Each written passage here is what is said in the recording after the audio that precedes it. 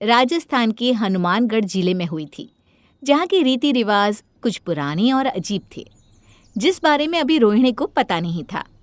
अरे बहू, कट्ठा जा रही है? राकेश तो ऊपर वाले कमरे में है, जा उसके लिए दूध ले जा। और सुन, फिर तैयार हो जाना, थारे से मिलने मोहल्ले की औरतें आने वाली है। और अच्छे से तैयार होना, बिल्कुल सज धज के रानी की तरह। ठीक है माँ जी, मैं अभी एकदम बढ़िया तैयार होके आऊँ हूँ। मोहल्ले की सारी औरतें बस मन नहीं देखती रह जावेंगी।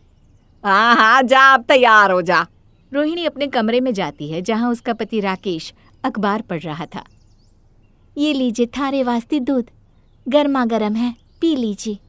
अब और कुछ चाहिए तो अभी कह दो सा, इसके बाद मेरे पास टाइम कौनी।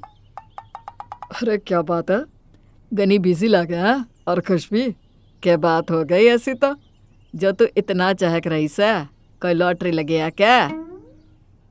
अरे आज मोहल्ले की सारी औरतें हमारे से मिलने आ रही है। माँ जी ने मैंने एकदम रानी जैसे तैयार होने को कहा है। आप देखना, सारी मोहल्ले की औरतें हमारे खूबसूरती को देखकर जल बन जाएंगी और माँ जी से कहेंगी कि कितनी फुटरी बहू लाई है तने। अरे ये वह मत पाल रहे छोरी, तू ना जावा यहाँ के रीति रिवाज। अब खुश होवे पर शाम को रोना ना पड़ जावे कहीं तन्ने। क्यों ऐसा क्यों बोल रहे हैं आप सब? मुझे तो कोई तकलीफ ना है। आपकी माँ सा भी कितनी अच्छी है, मने कोई तकलीफ ना दे है। क्यों नाम खराब कर रहे हो अपने परिवार का? अरे पगली, मैं तने बता रहा हूँ कि शाम को एक तूफान आने वाले हो, बच के रहना पड़ेगा तने। कैसा तूफान सा? हमारे यहाँ रिवाज है कि राकेश रोहिणी को कुछ बता ही रहा था कि उसके बापू सा ने उसे बुला लिया। बापू साहब बुला रहा है, मैं आऊँ? ठीक से। राकेश बाहर चला जाता है। चलो मैं तैयार हो जाऊं हूँ, सबसे ज्यादा सुंदर जो दिखना है मैंने। आज तो महारानी लागूंगी मैं। एक तो मेरे इतने लंबे सुंदर बाल से खोल के जाऊंगी, सब लोग देखते रह जाएंगे मैंने। रोहिणी शाम के लिए अपने आप को तैयार करने लगती है। वो अपने बालों को संवारती है और खोल देती है और उस पर मांग टीका लगा देती है। हाय, कितनी फुटरी लागी हूँ मैं, कहीं खुद की नजर ना लग जावे मैंने। अब ये रहा घूंघट, अब हो गई मैं तैयार। अरे रोहिणी, आजा नीचे, सब औरतें आ गई थारे वास्ते, जल्दी आ। जी माँ जी। रोहिणी राजस्थानी लिबास में किसी महारानी से कम नहीं लग रही थी और नीचे भी सारी औरतें उसे देखने के लिए जमा हो गई थी। और रोहिणी जैसे ही नीचे आती है, सारी औरतें उसे देखकर बहुत खुश हो जाती है और उसकी तारीफ करती है। अरे नीली माँ, थारी बहू तो सच में बहुत फूट रही है। काला टीका लगा दे, कहीं किसी की नजर ना लग जावे इसे। हाँ, बहुत चौखी से थारी बहू तो फिर रस्म शुरू करे, इससे तो ये और भी सुंदरा लगेगी। हाँ, तू उस तरह लाई है ना कावेरी, कहीं भूल तो नहीं गई? अरे लाई हूँ, इसे कैसे भूल सकूँ हूँ भला, इसकी तो रस्म से। उस तरह इसका क्या करना है माँ जी सा? तेरे बाल इसी से तो काटेंगे बहू, तुझे गंजी करने के लिए उस तरह तो चाहिए ना। क्या कह रहे हो माँ जी सा? मैं और गंजी? मुझे गंजी क्यों कर रहे हो आप? अरे राकेश ने तुझे बताया हो कौन है कि हमारे यहाँ जब तक बहू को बच्चा ना हो जावे है, उसे गंजी रहना पड़े। ये आप क्या बोल रहे हो मासा? जब तक बच्चा नहीं हो जावे तब तक कैसे मैं गंजी होके रहूंगी? कैसे लगूंगी मैं गंजी? आप खुद ही सोचो। अरे तेरी सास तो राकेश के हो जाने के बाद भी गंजी से, तुझे अकेला अकेला कौन ही लागेगा बहू, तू चिंता ना कर। नीलिमा, जरा घूंघट हटाकर बहू को दिखा तो, तू कैसी लागे हैं? ये देख, बिना बालों के भी कितनी सुंदर हूँ मैं। क्या आप भी गंजी हैं? लेकिन क्यों? इनके होने के बाद आप गंजी क्यों हैं? आपके बाल ही कोणिया है के? अरे ऐसा कौन है छोरी, मुझे गंजी रहना इतना पसंद आ गया कि मैं तो ऐसी ही रहूं। पर तू चिंता कौन कर, बच्चा हो जाने के बाद तू बाल उगा लेना, ठीक से? ना ना, मने गंजी ना होना है मासा, ऐसा ना कोणी करो प्लीज। कुछ ना होगा बहू, गंजा होने के बाद हल्का हल्का लगेगा तुझे, चलो कर दो गंजी करने की रस्म सब।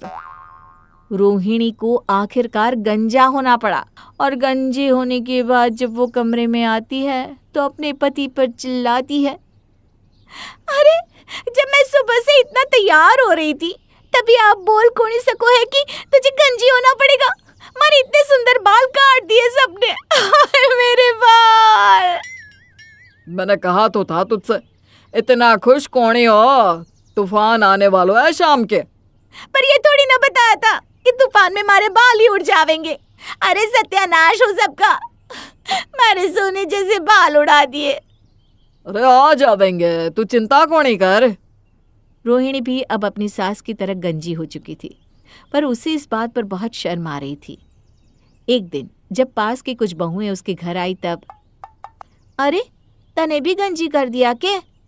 तने शर्म नहीं आवे है? मने तो बहुत बुरा लगे है खुद को गंजा देखकर। ना ना, मैं तो गंजी कौनी हुई हूँ भबिसा, हमारे में ये रिवाज कौनी।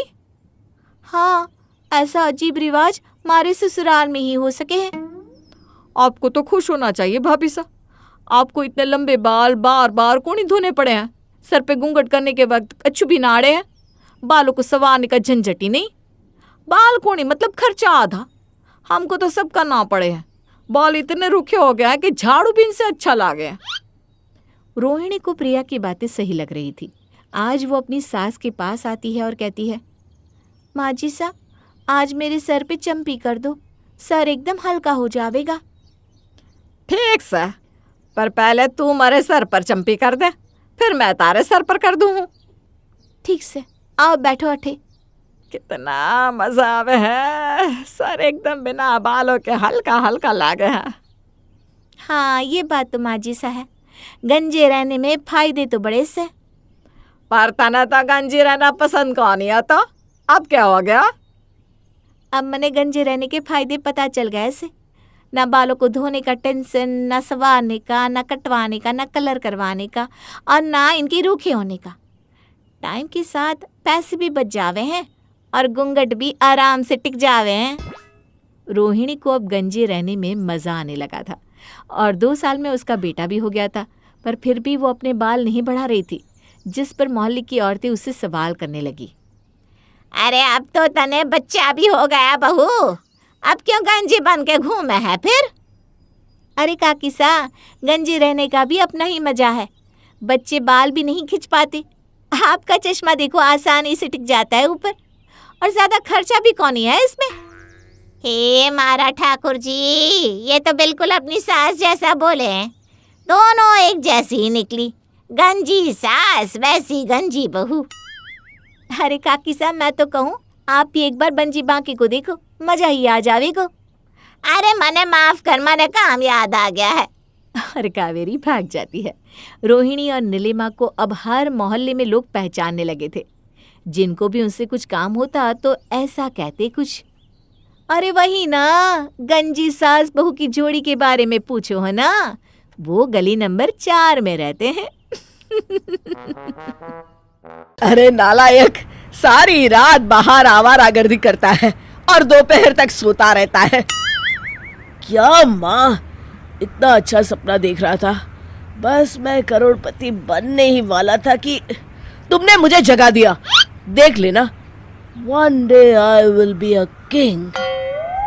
तू तो बस सपने में ही करोड़पति बन सकता है, असल जिंदगी में तेरे बस का कुछ नहीं है। मैं तो कहती हूँ कहीं छोटी मोटी नौकरी कर ले बेटा। अरे रुको रुको बहन, ये तुम क्या कह रही हो? अगर राजा काम करेगा तो प्रजा क्या करेगी है? मेरा भांजा तो राजा बनेगा, इसलिए तो मैंने इसका नाम राजा रखा है बहन। आज मैं अपने भांजे के लिए करोड़पति सेठ की लड़की का रिश्ता लेकर आया हूँ। और फिर राजा की शादी सेठ करोड़ीबल की बेटी के साथ हो जाती है। राजा शादी के बाद अपने ससुराल में जाकर रहने लगता है और अपने ससुर के पैसे अपनी मौज मस्ती में उड़ाने लगता है। फिर एक दिन, और दामाद जी, अब तुम्हें यहाँ रहते काफी दिन हो गए हैं, अब मधु को लेकर अपने घर चले जाओ बेटा। अरे ये क्या कह रहे हैं ससुर जी, मैं आपको छोड़कर कैसे जा सकता हूँ? अगर हम दोनों चले गए तो आपका ख्याल कौन रखेगा? नहीं नहीं नहीं नहीं नहीं, मैं आपको छोड़कर कहीं नहीं जाने वाला। वो सब तो ठीक है, लेकिन तुम इस तरह बेकार कब तक बैठे रहोगे बेटा? क्या कहा? बेकार? मैं आपको बेकार लगता हूँ? अरे मैं राजा हूँ, और वैसे भी आपकी ये सारी दौलत तो मेरी ही है, फिर मुझे काम करने की क्या जरूरत है? अभी आप जाइए, सपने में मुझे बहुत बड़े बड़े काम करने हैं। अच्छा तो ये बात है, दामाद को सुधारने के लिए मुझे दूसरा तरीका अपनाना पड़ेगा। अगले दिन, अरे ओ रामू के बच्चे, कब से कॉफी मांग रहा हूँ, सुनाई नहीं देता क्या? दामाद जी, रामू और सारे नौकर तो छुट्टी पर चले गए हैं, ये कुछ पैसे रखो, शाम को बाजार से सब्जी ले आना। मैं तो इस घर का दामाद हूँ, मैं सब्जी कैसे ला सकता हूँ? क्यों, दामाद को भूख नहीं लगती क्या? वैसे भी अपना काम करने में कैसी शर्म भाई। मुझे देर हो रही है, चलता हूँ मैं। फिर शाम को राजा सब्जी के थैले हाथ में लिए बाजार से आ रहा होता है कि तभी उसके कुछ दोस्त उससे मिल जाते हैं। अरे देखो देखो, राजा साहब पधार रहे हैं। अरे क्या बात है राजा साहब, आप तो कहते थे कि one day I will be a king, one day I will be a king है। तुम तो बड़ी बड़ी बातें करते थे, लेकिन तुम अपने ससुराल में बावर्ची का काम कर रहे हो। नाम बड़े और दर्शन छोटे।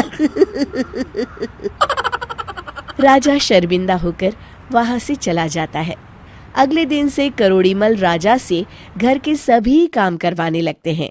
फिर एक दिन, वाह क्या शानदार पार्टी दी है करोड़ीमल जी ने। हाँ हाँ तुमने सही कहा।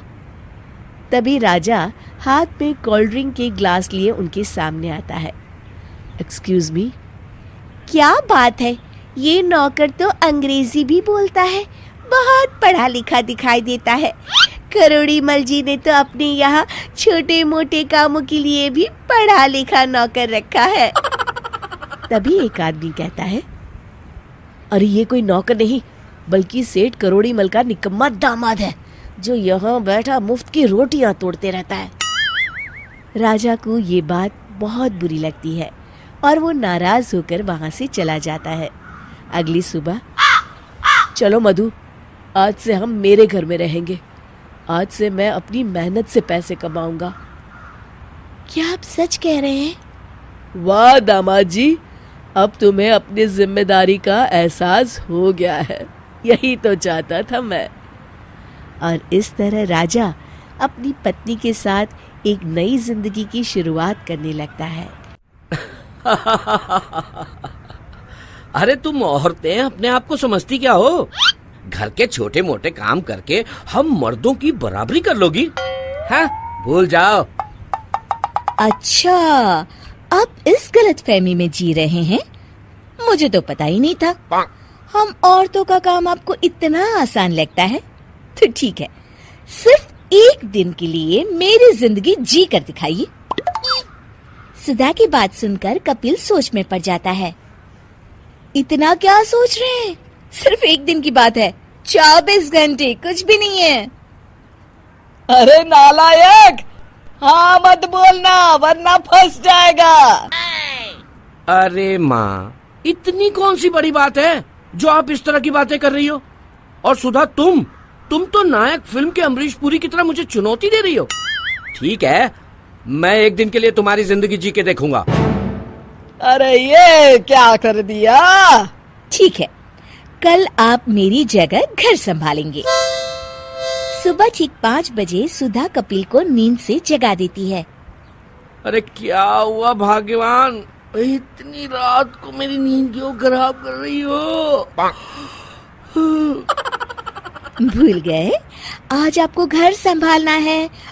5 बज गए, चलिए चलिए उठिए उठिए। कपिल मन मार के उठता है और किचन में चला जाता है। कपिल किसी तरह नाश्ता बनाता है।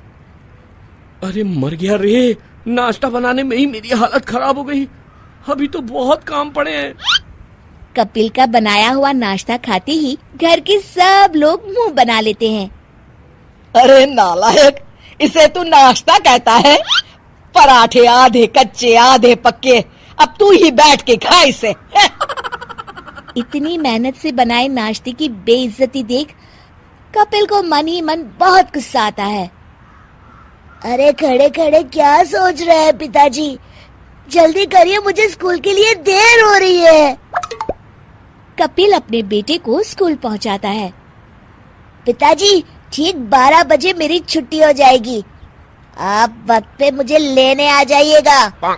मुझे इंतजार करने की आदत नहीं है। हाँ हाँ पता है, मैं आ जाऊंगा। कपिल बेटे को स्कूल छोड़कर वापस घर आता है और सोफे पर बैठ जाता है। अरे बैठ क्यों रहा है, जल्दी से खाना बना, मुझे भूख लगी है। अरे माँ। लेकिन अगले ही पल कपिल की जुबान पर ताला लग जाता है। कपिल रसोई घर में जाकर जैसे तैसे खाना बना लेता है। कपिल की माँ खाना देखकर मुंह बना लेती है। मुंह क्या बना रही हो माँ? खाना है, खाओ। अरे नालायक, इसे खाना कह के खाने की बेइज्जती मत कर। तू तो बड़ी बड़ी डींगे हाँक रहा था, अब आई है कल ठिकाने। कुछ समय बाद कपिल की नजर दीवार पर टंगी घड़ी पर पड़ती है। अरे ये क्या 12 बजने वाले हैं, मोंटी को लेने स्कूल जाना पड़ेगा। अरे कहाँ भागा जा रहा है, मुझे दाल तो देते जा। अरे खुद ले लो माँ, अभी टाइम नहीं है। स्कूल पहुंचकर, क्या पिताजी बड़ी देर कर दी, मैं कब से यहाँ खड़ा हूँ। हाँ हाँ पता है, चल चुपचाप बैठ गाड़ी में। घर संभालते संभालते शाम तक कपिल के होश ठिकाने आ जाते हैं। शाम को बाजार से सब्जी वगैरह लेने में कपिल को उसकी नानी याद आ जाती है।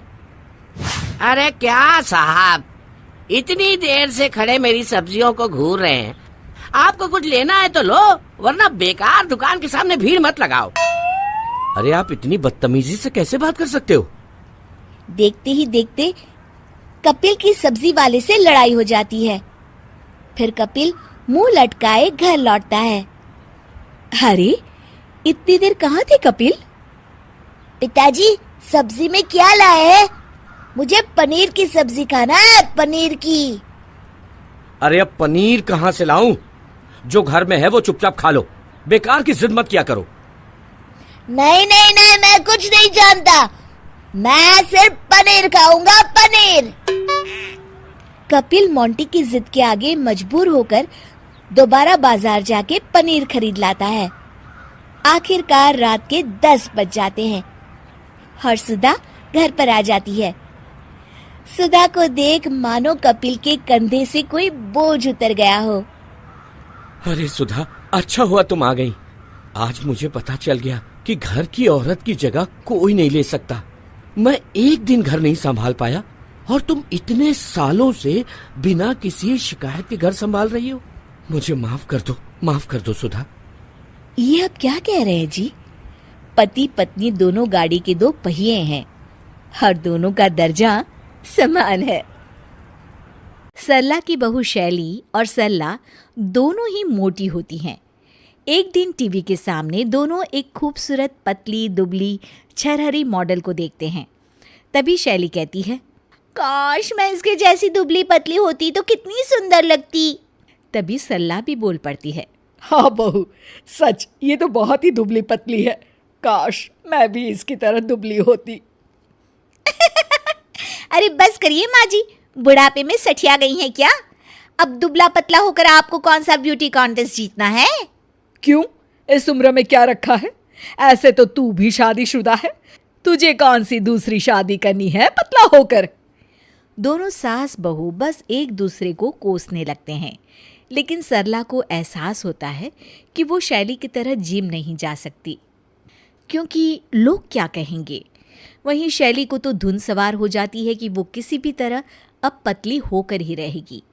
माँ जी, मैंने सामने वाला जिम ज्वाइन कर लिया है। अब तो मैं दुबली पतली होकर हीरोइन जैसी लगूंगी। सरला मन महसूस कर रह जाती है। बड़ी उम्र के कारण उसे जिम जाने में शर्म महसूस होती है।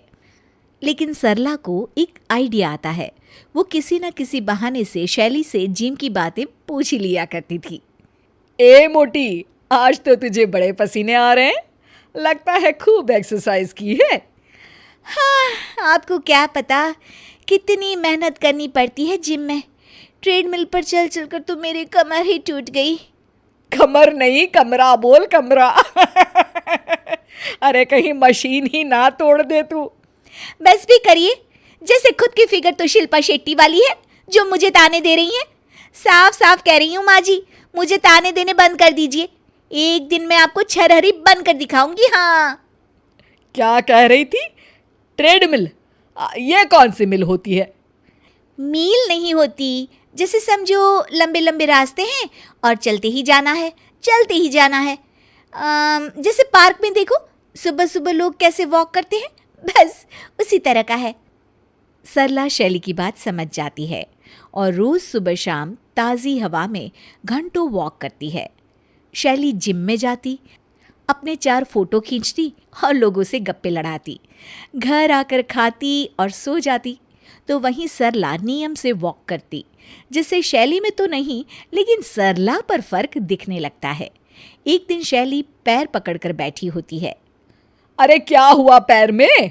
खाना न बनाने का नया बहाना है क्या? वैसे भी जिम में तो तुझे कोई फर्क पड़ नहीं रहा है। हाँ माँ जी, हाँ, मुझ में तो कोई फर्क नहीं दिख रहा है, लेकिन आप पर मुझे ताने दे देकर काफी फर्क पड़ा है। पतली लग रही हैं आप। सरला घबरा कर कहती है। नहीं नहीं, मैं कैसे पतली हो सकती हूँ? मैं कौन सा जिम जाती हूँ? अब तारीफ करनी है तो जरा खुलकर तारीफ करना। वैसे तेरे पैर पर हुआ क्या है? आज कार्डियो करके थक गई हूँ मैं। कार्डियो? ये क्या होता है? कैसा होता है ये? अरे क्या करेंगे, जानकर रहने दीजिए ना। बता रही है या तेरे इसी पैर पर जोर से मारूं? हैं? अरे बताती हूँ माँ जी। कार्डियो बिल्कुल वैसी ही होती है जैसे कोई साइकिल चलाता है। समझ लीजिए साइकिल चल रही है, लेकिन कोई कहीं नहीं पहुँच रहा है, बस चला जा रहा है, चला जा रहा है। अरे आग लगे तेरे जिम को, जहां लोग चलते तो हैं लेकिन पहुंचते कहीं नहीं। वैसे तू भी वहीं की वहीं लग रही है। जैसी मोटी गई थी वैसी ही मोटी अभी भी है। हाँ, वक्त लगता है किसी भी चीज में। ये कोई खिचड़ी नहीं है जो दाल चावल मिलाकर कुकर की सीटी लगवा दो और तैयार। अगले दिन से सरला एक साइकिल लेकर घर के अंदर ही घंटों चक्कर लगाने लगी। यहाँ शैली जिम जाती तो वैसे ही सरला वॉक और साइकिलिंग शुरू कर देती। देखते देखते एक दिन सरला पतली हो जाती है, लेकिन शैली वैसी की वैसी ही मोटी। एक दिन शैली की जिम वाली सहेली उसके साथ घर आती है। अरे शैली, तो अपनी सासू माँ से स्लिम होने की टिप्स क्यों नहीं लेती? देख तो कितनी दुबली पतली और छरहरी है। अरे आंटी, हमें भी बताइए ना, आप इतनी दुबली कैसे हैं? अरे बस, सुबह शाम बहू को ताने दो, तुम भी ऐसी ही हो जाओगी। अरे छोड़ो ना बेटा शैली की बात, ये तो मुझसे जलती है। मैं तुम्हें अपने दुबले पतले और छरहरे होने का टिप्स बताती हूँ। देखो, रोज सुबह शाम ताज़ी हवा में वॉक करो। वो क्या कहते हैं, ट्रेडमिल, साइकिल चलाओ जैसे कार्डियो। और पोछे लगाने से अच्छी तो कोई एक्सरसाइज है ही नहीं। पूरे कमर की कसरत के साथ घर जो चमक जाए वो अलग। हाथ से मसालों को कूटना और बस आंटी, मैं समझ गई। फालतू ही जिम में इतने पैसे देकर समय की बर्बादी कर रही हूँ। मैं तो बस कल से ही आंटी के टिप्स पर काम करूँगी और हो जाऊँगी पतली दुबली आंटी की तरह। और तुम शैली? मैं भी। आखिर सास किसकी है? सरला अपनी बहू श्वेता और बेटे राजेश के साथ लखीमपुर में रहती थी। लॉकडाउन की वजह से उनकी जूते की दुकान बिल्कुल भी नहीं चल रही थी। माँ, तुम्हारा तो काम एकदम ही चौपट हो गया है, अब क्या होगा? तू फिक्र मत कर बेटा, कुछ ना कुछ तो हल निकल ही आएगा। तभी वहां श्वेता फोन लेकर आती है। सुनिए, आप लोगों ने ये न्यूज़ देखी क्या? कैसी न्यूज़? हमारे और आसपास वाले नगर में कोरोना से बचने के लिए मास्क की कमी हो रही है। ओफो, ये तो बड़े ही दुख की बात है। तभी सरला को एक तरकीब सूझती है। बेटा, क्यों ना हम मास्क बनाने का काम शुरू करें और आसपास की जगह पर इन्हें बेचने से हमारी पैसों की किल्लत भी खत्म हो जाएगी। हाँ माँ, ये तो बहुत अच्छी तरकीब है, पर मास्क बनाएगा कौन? हम है ना। मैं और सासू माँ मिलकर बना लेंगे, आप चिंता मत कीजिए। ठीक है, मैं कल ही जाकर सारा सामान ले आता हूँ। राजेश मास्क बनाने का सारा सामान ले आता है। सरला और श्वेता इंटरनेट से मास्क बनाना सीख रही होती हैं। वे दोनों मास्क बनाती हैं और उनको बेचना शुरू करती हैं। राजेश हर दुकान पर जाकर होममेड मास्क बेच कर आता है। माँ देखो, आज मैंने मास्क बेचकर 2000 का प्रॉफिट किया। ये देखकर सरला बहुत ही खुश हो जाती है। अच्छा, सुन बेटा, अभी हम एक मास्क कितने रुपए का बेच रहे हैं? माँ, अभी तो हम 50 रुपए का बेच रहे हैं। तो क्यों ना हम 70 रुपए का बेचना शुरू कर दें? तभी वहां श्वेता आ जाती है। 70 नहीं माँ जी, 100 रुपया कहिए। अरे पर इतना महंगा मास्क कोई नहीं खरीदेगा। ऐसा नहीं है जी, अभी सबको जरूरत है तो हम बेच सकते हैं। क्यों ना हम मास्क को बांधने की डोर की बजाय इलास्टिक लगा दें, तो ये काफी अलग भी दिखेगा। हाँ, और एक काम और भी कर सकते हैं सासू माँ। अच्छा, वो क्या बेटा? हम दोनों नेट को जोड़कर थोड़ा मोटा कपड़ा रखते हैं तो और अच्छा दिखेगा मास्क। हाँ, ये आइडिया भी अच्छा है तेरा। अगले दिन से सरला और श्वेता काम शुरू कर देती हैं। वे अब डोर की जगह इलास्टिक का इस्तेमाल कर रहे होते हैं और कपड़ा भी पहले से मजबूत बनाते हैं। राजेश सारे मास्क दुकानों पर बेच आता है और उनका और भी ज्यादा मुनाफा होता है। माँ, इस बार तो हर दुकान से 5000 का मुनाफा हुआ है। सरला और श्वेता खुश हो जाते हैं और अब अगली बार से वे मास्क पर डिजाइन भी बनाना शुरू कर देते हैं। ये देखिए सासू माँ, मैंने मास्क पर लिखा है बी सेफ, यानी सुरक्षित रहिए। अरे वाह बहू, ये तो बहुत ही अच्छा दिख रहा है। तू एक काम कर, ऐसे 100 और बना दे, हम उनकी कीमत और बढ़ा देंगे।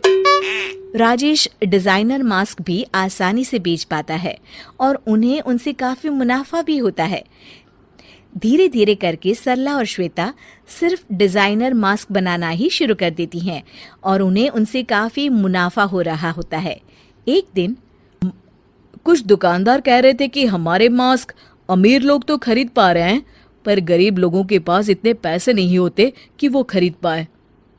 हाँ बेटा, वो तो है ही, जिसके पास पैसे नहीं वो कैसे खरीद पाएगा।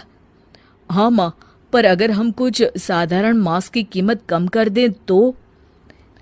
अरे बेटा, डिजाइनर मास्क बनाते बनाते इतना वक्त गुजर जाता है कि साधारण मास्क हम कैसे बनाएंगे, और फिर उन्हें बेचने पर उतना मुनाफा भी तो नहीं होता।